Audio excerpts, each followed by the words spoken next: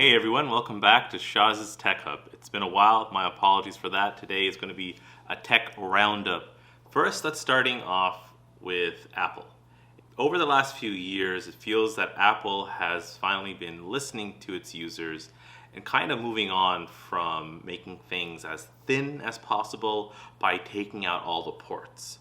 This is a great development for Apple users, for anyone really. It's just good to hear that your voice is being heard. Recently, the new MacBook Pro has been a bit thicker. The battery life lasts a lot longer. Even with the iPhone 13, it's a bit heavier than the past models. So that's really interesting to see that Apple's been taking notice. And as a result, the user experience has improved by bringing back the SD card, by bringing back the MagSafe, by getting rid of the touch bar. These are all great user requested needs that Apple seems to be finally listening to. I personally don't know why Apple has made this shift. They have their own research team. I'm sure they've kind of come to terms with what the pro user wants and needs, and they're adhering to that. That's really good news for everyone. Moving on to an important topic with Ukraine and Russia and all that mess that's happening out there. On BBC, they had a really interesting article talking about Ukraine's tech community rises to the challenge of war. Some really interesting key points throughout the article. I'll post a link down below for you guys to take a look and read for yourself. But really overall, the article kind of just highlights how Ukraine definitely has a thriving technology scene. It was becoming a key hub in Eastern Europe. Last year recorded its first decacorn, which is a startup valued above $10 billion. Now it looks like people are trying to find ways to find funds for their army. Ukraine-based startup AdWisely launched a website showing how to donate to the Ukrainian army. Mobile app Dia is enabling Ukrainians to donate government grants for COVID-19 vaccinations to the military instead. About millions and millions of dollars have been donated. So clearly it's really interesting to see a tech community pivot towards trying to empower their nation to defend themselves against the intruders. What's also really interesting to note is how different companies are repurposing their technology.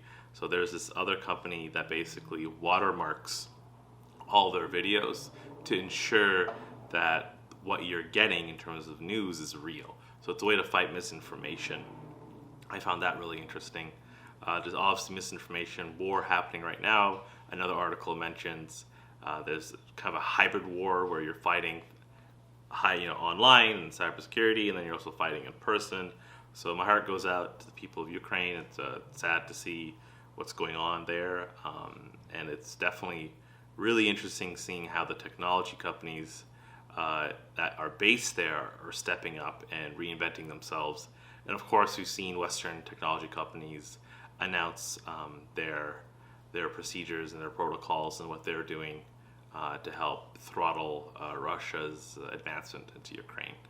On the note of Western companies trying to do stuff, I mean, if you go check out BBC, there's a list of different articles.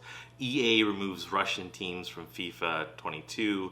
Netflix pauses future projects in Russia.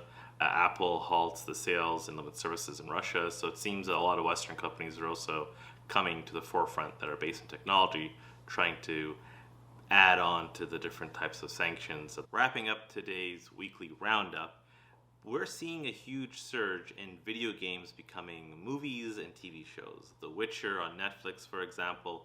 Recently, Assassin's Creed Valhalla is on Netflix as a show. We got Uncharted, the video game that became a movie that surprisingly did really well in box office. So I think the next few months, few years, we're going to see a lot of video games that have high quality production, great voice actors, really good writing, convert over to the movies, and this time they'll actually be good, or they'll be better in at least making a lot more money for these companies like Sony. So it'll be very fascinating to see how Sony, the gaming company, kind of integrates its workflow to incorporate Sony, the movie productions company, to see how they can work together to continue to milk, or rather build, a really engaging brand across all their offerings.